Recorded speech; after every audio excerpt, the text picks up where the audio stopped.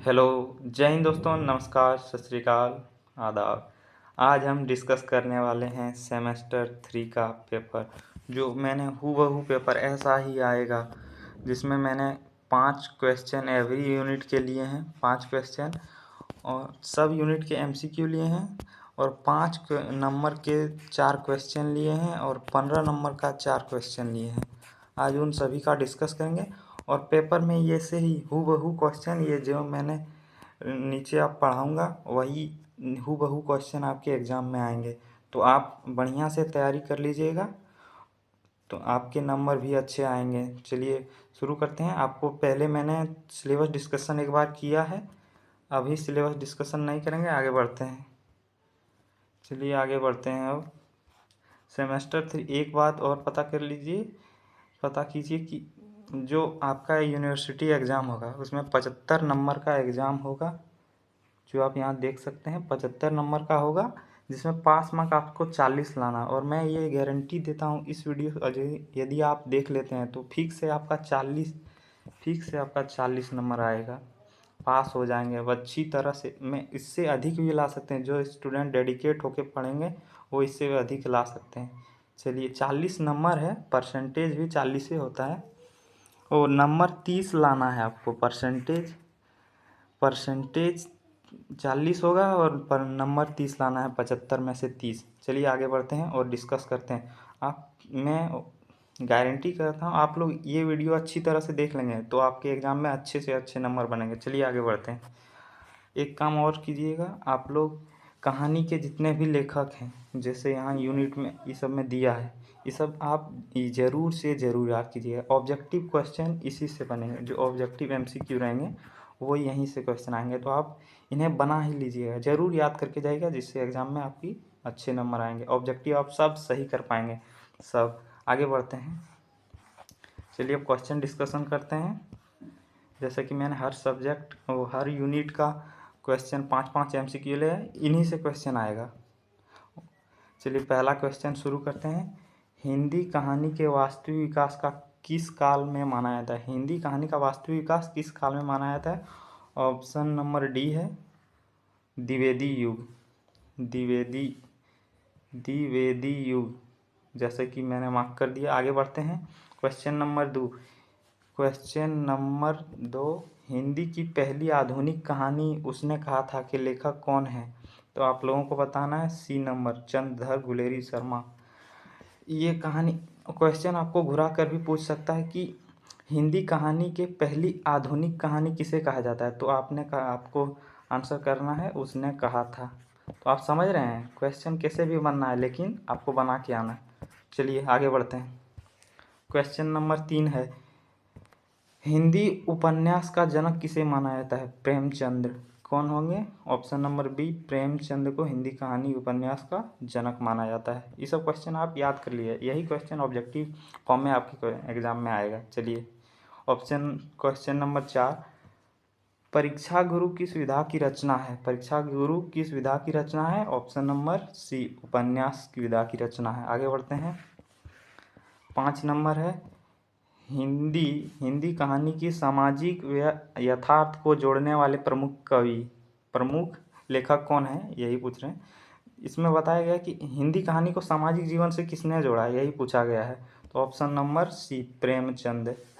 सी number Premchand होगा। आगे बढ़ते हैं। यूनिट 2 के 5 एमसीक्यू जो बहुत भी आए हैं दोस्तों, आप कर लीजिएगा, फिक्स है, यहीं से क्वेश्चन बनेंगे। आगे बढ़ते हैं। क्वेश्चन नंबर 1 है, कितने पाकिस्तान के उपन्यास के लेखक कौन है? Option number B, Kamleshwar. कौन है? कमलेश्वर सर। आगे बढ़ते हैं। 2 नंबर क्वेश्चन है, कितने पाकिस्तान के उपन्यास का मुख्य विषय क्या है? क्या विषय है? विभाजन और सांप्रदायिकता, जो हमारे आज भारत में है, जो नेता लोग कर रहे हैं। क्या कर रहे हैं? विभाजन, हिंदू मुस्लिम। आगे बढ़ते हैं। 3 नंबर, ग्राम का देश उपन्यास किस जीवन को चित्रित करता है? किस जीवन को चित्रित करता है? ग्रामीण जीवन को चित्रित करता है। आगे बढ़ते हैं। 4 नंबर क्वेश्चन, ग्राम का देश का लेखक कौन है? ग्राम का देश का लेखक कौन है? आचार्य चतुरसेन शास्त्री। आगे बढ़िए। आगे नंबर क्वेश्चन 5 नंबर क्वेश्चन है, कितने पाकिस्तान उपन्यास किस शैली में लिखा गया है? तो ऐतिहासिक शैली होगा। अब यूनिट 3 के वीवीआई क्वेश्चन करते हैं। यूनिट 3 के वीवीआई क्वेश्चन, चलिए शुरू करते हैं। उसके बाद क्वेश्चन नंबर 1, उसने कहा था कि कहानी के लेखक कौन है? चंद्रधर गुलेरी शर्मा। आगे 2 नंबर क्वेश्चन है, कफन कहानी का मुख्य विषय क्या है? सामाजिक संवेदना। सामाजिक जीवन, कफन में सामाजिक जीवन के बारे में बताया गया है, संवेदनाएं के बारे में। ऑप्शन नंबर, अब क्वेश्चन नंबर 3 है, पूस की रात की कहानी किस वर्ग की जीवन को दर्शाती है? तो ये किसान वर्ग की जीवन को दर्शाती है। चलिए आगे बढ़ते हैं। 4 नंबर, चीफ की दावत कहानी के लेखक कौन है? चीफ की दावत की कहानी के लेखक कौन है? भीष्म साहनी। भीष्म साहनी। आगे बढ़ते हैं। आप ज़रूर से ज़रूर जितने भी कहानी के लेखक हैं उन्हें याद करके जाइएगा। आपका ऑब्जेक्टिव क्वेश्चन फिक्स उन्हीं से बनते हैं हर प्रत्येक वर्ष। परिंदे कहानी के लेखक कौन है? आगे हैं। कौन है? आगे। आगे बढ़ते हैं। अब आ गए, अब आ चुका है 5 नंबर के 4 वीवीआई क्वेश्चन, जो आपको आपके एग्ज़ाम में केवल 2 पूछ जाएंगे। 5 नंबर के केवल 2 क्वेश्चन होंगे। जैसा कि आपका रहेगा 5 नंबर का 1 क्वेश्चन, 5 नंबर का 2 क्वेश्चन और 15 नंबर का 4 क्वेश्चन। इसी प्रकार से आपका एग्ज़ाम में आएगा और इन्हीं प्रकार लिखना है। मैंने 2 एक्स्ट्रा ले लिए जिससे आपको सहायता मिले, किसी क्वेश्चन आए तो आप बना सकें आसानी से। चलिए आगे बढ़ते हैं, क्वेश्चन को डिस्कशन करते हैं।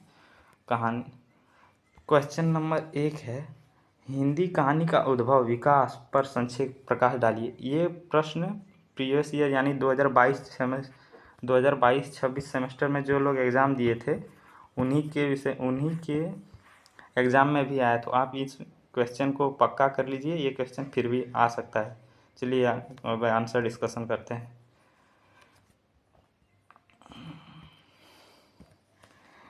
अब आंसर डिस्कशन करते हैं। हिंदी कहानी का उद्भव आधुनिक युग में हुआ है, ये आपको याद रखना है। भारतेंदु युग में इसकी शुरुआत हुई है, लेकिन वास्तविक विकास द्विवेदी युग में प्रेमचंद युग में हुआ है। प्रेमचंद ने कहानी का सामाजिक यथार्थ किसान मजदूर गरीब वर्ग से जोड़ा है। बाद में नई कहानियाँ आंदोलन के माध्यम से मनोवैज्ञानिक और प्रतीकात्मक कहानियाँ लिखी गई। इसमें बताया गया है हिंदी कहानी का उद्भव आधुनिक युग में हुआ है। इसी प्रकार आपको अच्छे ढंग से लिखना है। भारतेंदु युग, ये सब जो की पॉइंट हैं, जैसे कि ये सब की पॉइंट हैं, ये सब आपको लिखना है, ये सब लिखना है। और फिर ये भारतेंदु युग, ये भी शुरुआत में माने जाते हैं। इन सब को आप नोटिस यानी कि एकदम बढ़िया से याद करके लिख लीजिएगा आंसर। मैंने थोड़ा छोटा छोटा बनाया जिससे कि वीडियो लॉन्ग ना हो। आप आंसर आप थोड़ा अपने से ऐड करते हैं, ये सब की पॉइंट को नोट कीजिएगा और अपने से थोड़ा आंसर ऐड करके लिख दीजिएगा। चलिए आगे बढ़ते हैं क्वेश्चन नंबर 2 की ओर। क्वेश्चन नंबर 2 है, प्रश्न, कितने पाकिस्तान उपन्यास का उद्देश्य क्या है? कितने पाकिस्तान उपन्यास का उद्देश्य क्या है? इसके लेखक हैं कमलेश्वर। चलिए आगे बढ़ते हैं। कितने पाकिस्तान उपन्यास कमलेश्वर द्वारा लिखा गया है? एक विचार प्रधान उपन्यास है। इसका उद्देश्य भारत पाकिस्तान विभाजन के त्रासदी, सांप्रदायिकता और मानवता का पतन दिखाना है। लेकिन इतिहास और वर्तमान माध्यम से यह प्रश्न उठाते हैं कि केवल देश का बंटवारा ही नहीं बल्कि मानसिक विभाजन भी समाज को कमज़ोर करता है। इसमें पाकिस्तान के विषय में बताया कैसे पाकिस्तान विभाजन हुआ, उसी के विषय में इसका जो घटनाएं थी, धर्म में भेदभाव हुआ, मानवता का पतन हो गया। इसी प्रकार आप लोगों को की पॉइंट ऐड करके लिख देना है। ठीक है, आगे बढ़ते हैं क्वेश्चन नंबर 3 की ओर। क्वेश्चन नंबर 3 है, ग्राम का देश उपन्यास में ग्रामीण जीवन का चित्रण कीजिए। ग्राम के देश में उपन्यास में ग्रामीण जीवन का चित्रण कीजिए। आगे बढ़ते हैं, आंसर डिस्कशन करते हैं। ग्राम का देश उपन्यास में आचार्य चतुरसेन शास्त्री ने भारतीय ग्रामीण जीवन का यथार्थ चित्रण प्रस्तुत किया है। इसमें किसानों की मेहनत, गरीबी, सामाजिक परंपराएं, आपसी संबंधों को दिखाया गया है। उपन्यास गांव को भारत की आत्मा के रूप में प्रस्तुत करता है और ग्रामीण संस्कृति के सजीव झलक देता है। ग्रामीण जीवन के बारे में अच्छी से झलक चित्रण किया गया है, इसी में बताया। 4 नंबर क्वेश्चन की ओर बढ़ते हैं। 4 नंबर क्वेश्चन है VVI क्वेश्चन, ये भी है। कफन कहानी के सामाजिक चेतना स्पष्ट की, यानी कफन कहानी में जो भी समाज में हो रहा था उसी को स्पष्ट कीजिए। आंसर की ओर बढ़ते हैं। कफन प्रेमचंद की प्रसिद्ध सामाजिक कहानी है। इसमें घीसू और माधव के माध्यम से गरीबी, संवेदनहीनता और सामाजिक व्यवस्था की विफलता को दर्शाया गया है। कहानी बताती है कि अत्यधिक गरीबी मनुष्य की नैतिकता भी नष्ट कर देती है। यह कहानी समाज में आत्ममंथन करने की प्रेरणा देती है। इस कहानी में बताया गया है, सार हम बता रहे हैं। इस कहानी में जो देखिए, हमारे देश के लोग क्यों अंग्रेज़ के साथ चलते थे, क्योंकि देखिए जब मनुष्य के पास धन नहीं होगा तो वो जो धन देगा उसके पास उसका कोई भी, जिसके पास, आपके पास शायद धन ना होगा तो आप किसी के कार्य कर देंगे। उसी प्रकार अंग्रेज़ भी भारतीयों से काम कराते थे। जिसके पास पैसा नहीं होता था उसी से कार्य कराते थे, और वो इसी प्रकार वे अपने नैतिकता को भूल जाते धन के सामने। जब खाने के लिए व्यक्ति के पास पैसा नहीं है तो खाने के लिए कुछ तो कुछ करेगा ना भाई। इसी प्रकार आप लोगों को बनाना है। ठीक है, आगे बढ़ते हैं। अब 15 नंबर के क्वेश्चन है। 15 नंबर के 4 क्वेश्चन है। ये मैंने लॉन्ग टाइप एकदम बढ़िया से बनाया है, जिससे आप बढ़िया से बढ़िया स्कोर कर सकते हैं। 15 का 4 क्वेश्चन, ये डिक्टो सेम आपके एग्ज़ाम में आएगा।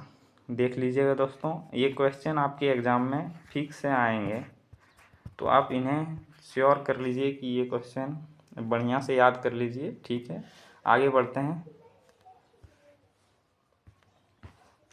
क्वेश्चन नंबर 1 है, हिंदी कहानी एवं हिंदी उपन्यास उद्भव विकास की विवेचना कीजिए। हिंदी कहानी के विकास, उद्भव एवं विकास की विवेचना करना है।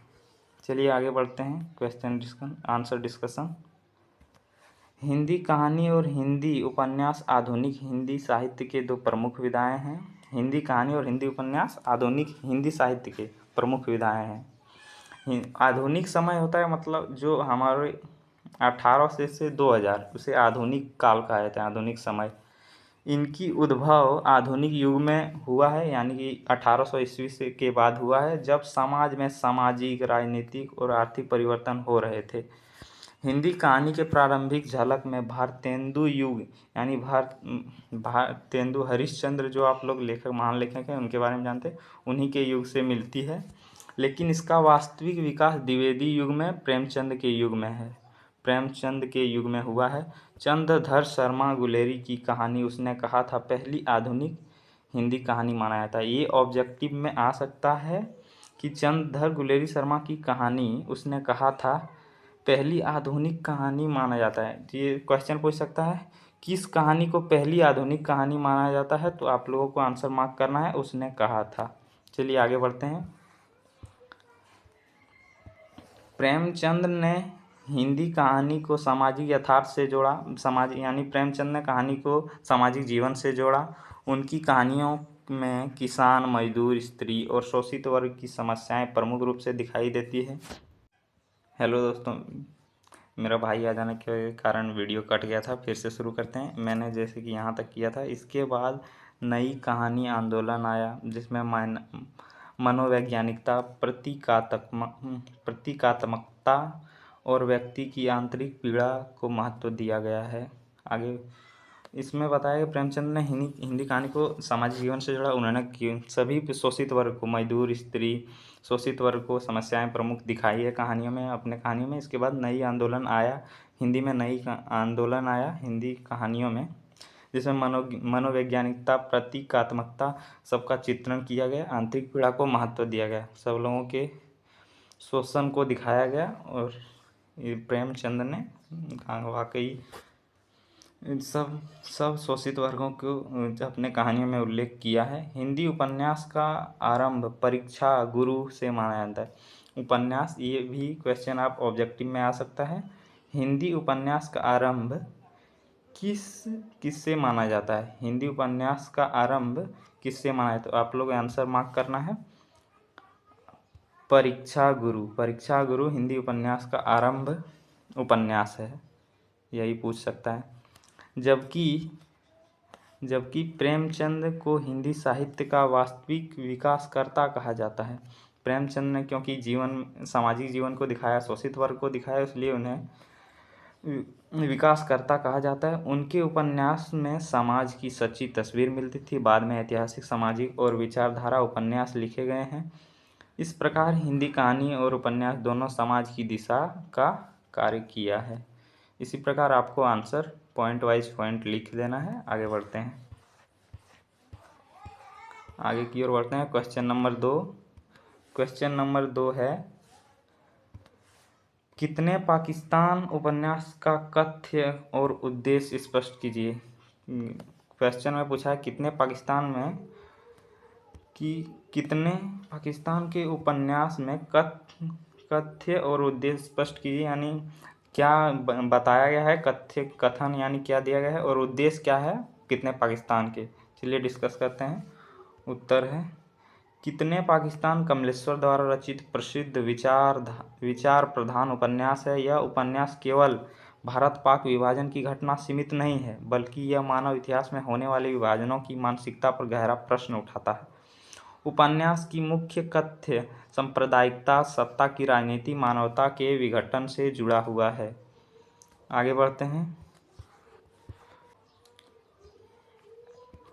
इस उपन्यास में लेखक इतिहास का वर्तमान से जोड़ते हुए दिखाते हैं कैसे धर्म, जाति, राजनीति के आधार पर समाज बार बार विभाजित होता रहा है।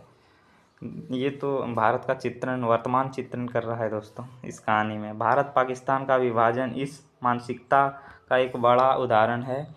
लेखक यह प्रश्न करता है कि वास्तव में सीमाएं खींच देने से समस्याएं समाप्त हो जाती या विभाजन केवल नफरत को जन्म देती। ये लेखक अच्छी बात बताए हैं कि क्या वास्तव में सीमाएं खींच देने से समस्या समाप्त हो जाती। जैसे कि देख रहे हैं आज भी हम लोग पाकिस्तान से लड़ते हैं, जम्मू कश्मीर के मामले में सीमाएं खींच दी हैं, फिर भी यह विभाजन केवल नफरत को जन्म देती है। ये बात सत्य है। आज हम लोग पाकिस्तान से कितने नफरत करते हैं, ठीक है, नफरत करने के लायक है वो। आगे बढ़ते हैं। उपन्यास का उद्देश्य पाठकों को सोचने के लिए विवश करता है, यानी जो पढ़ते हैं उनको सोचने के विवश करता है। यह मानवता की सहिष्णुता और भाईचारे का संदेश देता है। कमलेश्वर यह स्पष्ट करता है कि आलसी समस्या भौगोलिक विभाजन नहीं, आलस की समस्या है भौगोलिक विभाजन नहीं, बल्कि मनुष्य के मन में बैठी संकीर्ण सोच है। इस प्रकार कितने पाकिस्तान और एक चेतनात्मक और विचार उत्तेजक उपन्यास है। इसमें बताए गए हैं विचार उत्तेजक उपन्यास है। आगे बढ़ते हैं। क्वेश्चन 3 नंबर, और 2 क्वेश्चन है, उसके बाद एंड हो जाएगा। ग्राम का देश उपन्यास का ग्रामीण जीवन का यथार्थ चित्रण करें। ग्राम का देश जो उपन्यास है उसके ग्रामीण जीवन का यथार्थ चित्रण करना है। मैंने आंसर बहुत अच्छे तरह से लिखा है, प्रिंट किया है, जैसे कि आप लोगों को पढ़ने में दिक्कत ना हो, आपको अट्रैक्टिव लगे और जैसे कि आप याद कर सकें तुरंत। चलिए आगे बढ़ते हैं। क्वेश्चन, आचार्य चतुरसेन शास्त्री द्वारा लिखित ग्राम का देश उपन्यास भारतीय ग्रामीण जीवन के सजीव दस्तावेज हैं। इस उपन्यास में लेखक ने गांव को भारत की आत्मा के रूप में प्रस्तुत किया है और इसमें किसानों की जीवन, उनकी मेहनत, संघर्ष और सामाजिक संबंधों का वास्तविक रूप से चित्रित किया है। इसमें लेखक जी ने भारत को, गांव को आत्मा कहा है, प्रस्तुत किया। इसमें किसानों की जीवन, उनकी मेहनत और संघर्ष का चित्रण किया है। उपन्यास में दिखाया गया है कि ग्रामीण जीवन सरल होते हुए भी कठिनाइयों से भरा हुआ है। किसान प्रकृति पर निर्भर रहते हैं। हम भी किसान घर से हैं। हम भी बारिश यानी वर्षा पर निर्भर रहते हैं और बहुत से संसाधन हम लोगों की कमी है आज देश में, और थोड़ी सी प्राकृतिक आपदा से उनके जीवन में संकट डाल देती है। जैसे कि कोई बाढ़ ताड़ आ गया तो हमारे झारखंड में तो बाढ़ नहीं आते हैं, लेकिन ये ऑल स्टेट की बात कर रहे हैं, ये भारत की संदर्भ में बात कर रहे हैं। तो इसके बावजूद गांव का लोग आपसी सहयोग, प्रेम और परंपराओं के सहारे जीवन जीते हैं। इसी के कारण आज भी हमारा देश ठीक है। इस आपसी सहयोग, प्रेम, परंपराओं से जीवन जीते हैं, लेखक ने बताया। आगे बढ़ते हैं। लेखक ने ग्रामीण समाज की अच्छाइयों, बुराइयों और दोनों का उजागर किया है। जहां एक ओर भाईचारा, सामूहिकता है, वहीं दूसरी ओर अंधविश्वास, गरीबी, शोषण भी है। ये पॉइंट एकदम राइट बोला है, ट्रू बोला है, ट्रू। जैसे कि क्वेश्चन यहाँ बोला है, जहाँ एक ओर भाईचारा और सामूहिकता है, वहीं दूसरी ओर अंधविश्वास, गरीबी, शोषण भी है। आज भी हम लोग बहुत अंधविश्वास में हैं। बिल्ली काट देती है तो रास्ता नहीं जाना चाहिए। चलिए आगे बढ़ते हैं। ग्राम देश का ग्रामीण संस्कृति, रीति रिवाज और नैतिक मूल्यों को समझने में सहायक उपन्यास है। इसमें समझने में सहायक उपन्यास है। आगे बढ़ते हैं। कफन, लास्ट नंबर प्रश्न है। कफन कहानी का सामाजिक चेतना और उद्देश्य स्पष्ट कीजिए। सामाजिक जीवन के बताना है, उद्देश्य क्या था कफन कहानी में। आगे बढ़ते हैं, डिस्कस करते हैं आंसर।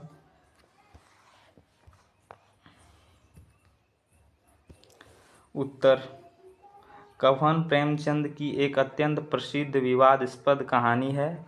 इस कहानी के लेखक घीसू और माधव जैसे पात्रों के माध्यम से समाज के कठोर वास्तविकता को प्रस्तुत किया है। कफन जो प्रेमचंद की अत्यंत प्रसिद्ध विवादास्पद कहानी है, जिसमें विवाद चलता है। कहानी में लेखक घीसू और माधव जैसे पात्रों के माध्यम से कठोर वास्तविकता प्रस्तुत किए हैं। कहानी का मुख्य विषय अत्यंत गरीबी और समाज व्यवस्था की असफलता है। चलिए आगे बढ़ते हैं। क्या ये डिस्कशन कर रहे हैं। ये सत्य दिखा रहा है हमारे विकसित भारत जो होने वाले है 2047 में, उसकी सत्य है। अभी भी हमारा देश इसी प्रकार है जैसे कहानी में चित्रण। सोचिए ये कहानी कितने वर्ष पहले प्रकाशित हुआ होगा, फिर भी ये इसी कहानी में हमें अभी तक सत्य दिख रहा है। चलिए आगे बढ़ते हैं। घीसू और माधव इतने गरीब हैं कि वे मानवीय संवेदनाओं से भी दूर हो चुके हैं। बहू की मृत्यु के बाद भी उनका दुख वास्तविक न होकर स्वार्थ से जुड़ा है। प्रेमचंद यह दिखाना चाहते हैं कि जब समाज व्यक्ति को न्यूनतम सुविधाएं भी नहीं देता, तब नैतिकता और मानवीय मूल्यों का पतन हो जाता है। जैसे मैंने डिस्कस किया, जब यहाँ हमारे जैसे कि राजा लोग शासन करते थे, तो वो जो छोटे वर्ग के लोग होते थे उनको जीने के लिए बहुत दुख होता था। तो वो चाहते थे, इसीलिए अंग्रेज को भारत में समर्थन मिला। वो इसी आधार पर अंग्रेज और ये सब जुट जाते थे। अंग्रेज और जो पिछड़ी जाति के लोग हैं वो सब जुट जाते थे। सही बात है भाई, जब व्यक्ति के पास पैसा नहीं आएगा तो कोई दे रहा है तो उसी के साथ जाएगा, तो वह नैतिकता खत्म हो ही जाएगा। चलिए आगे बढ़ते हैं। ये लास्ट पैराग्राफ है, इसके बाद खत्म हो जाएगा। कहानी का सामाजिक चेतना इस बात में निहित है कि यह व्यवस्था पर प्रश्न उठाती है। कफन पाठक को झकझोरती है। कफन जो उपन्यास है वो पाठक को झकझोर देती है, पढ़ने वाले के झकझोर देती है। यह सोचने पर मजबूर कर देती है कि दोष केवल पात्रों का नहीं बल्कि उस समाज का भी है जिसने उन्हें इस स्थिति में पहुंचा दिया है। इस प्रकार यह कहानी सामाजिक यथार्थ की सशक्त अभिव्यक्ति है। आपको वीडियो बहुत अच्छा लगा होगा। आप लोग ज़रूर से ज़रूर दोस्त सब्सक्राइब करें। बहुत मेहनत लगता है दोस्त वीडियो बनाने में, इतना अच्छा नोट्स देते हैं।